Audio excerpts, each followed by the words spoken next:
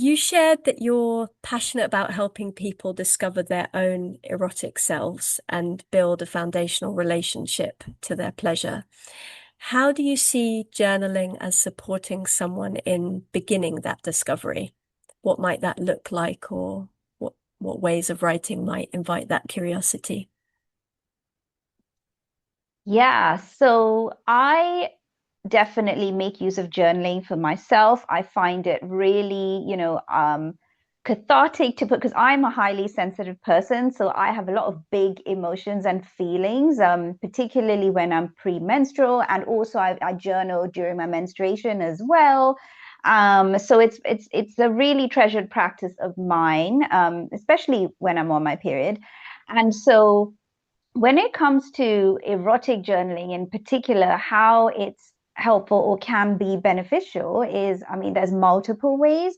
So, for example, um, it helps us process our feelings around sexual experiences or even erotic experiences. And when I say erotic, I mean like you don't necessarily have to have sex to have an erotic experience, if you know what I mean. Like you could smell a flower and feel alive in your sexual organs, for example. Have a fantasy and feel alive in your sexual organs. It's not like sex is actually happening, like the sexual act is happening there, but it's an erotic experience because you're still feeling that aliveness, that sexual energy, right?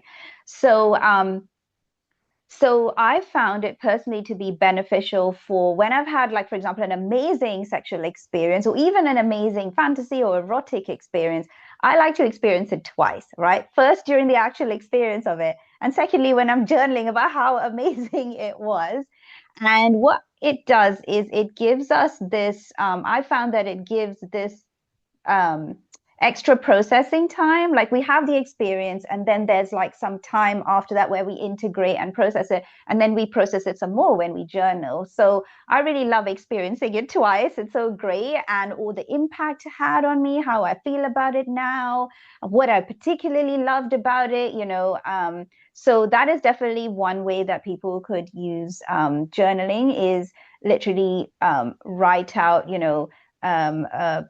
to process like their, for example, amazing sexual experiences. And it doesn't always have to be the firework sexual experience. So that's my second thing I want to say how people can use journaling is they can also just I'm sorry, my earphones keep falling out. But it's okay. This is real life and we roll with it. So essentially the second way that they could use journaling for like erotic journaling essentially is they could write about any sexual experience they've had, and even if people are not having sex at the like sex currently, they could write about an amazing sexual experience they had previously, or something where they felt like, or if they are having sex currently, they could be like, okay, what did I like about that, what did I not like about that, what did I wish, what do I wish would happen? Or what did I wish would happen and it didn't?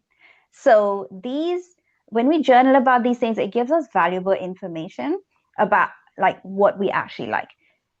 So it's a process of excavating our desires.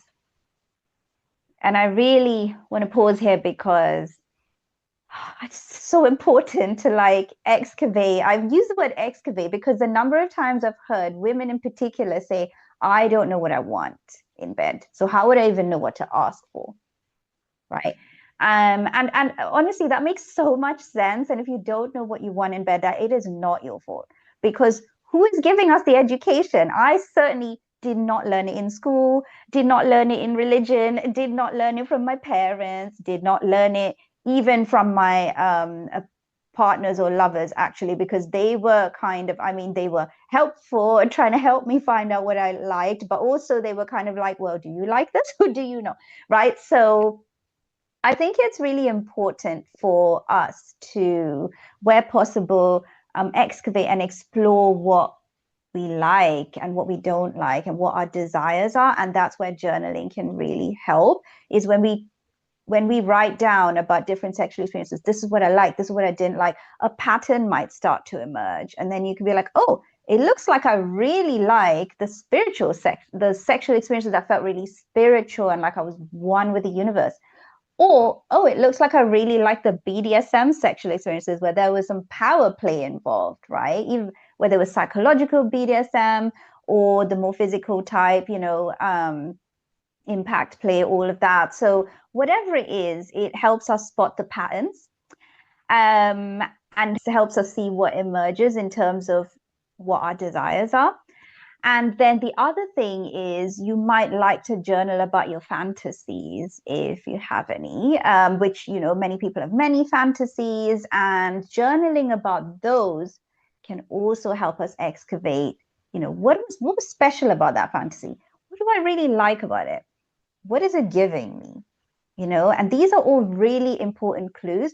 And just think of it as you're being your own, a detective of your own eroticism.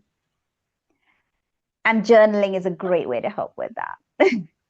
Wow, I love it. I love, yeah, this word excavate, and it's kind of feels like pulling back the layers of oneself also, because we've acquired all these different layers as well, right? These cultural and societal layers that we have to peel back to see what the authentic erotic self is beneath, and we're all unique in that way.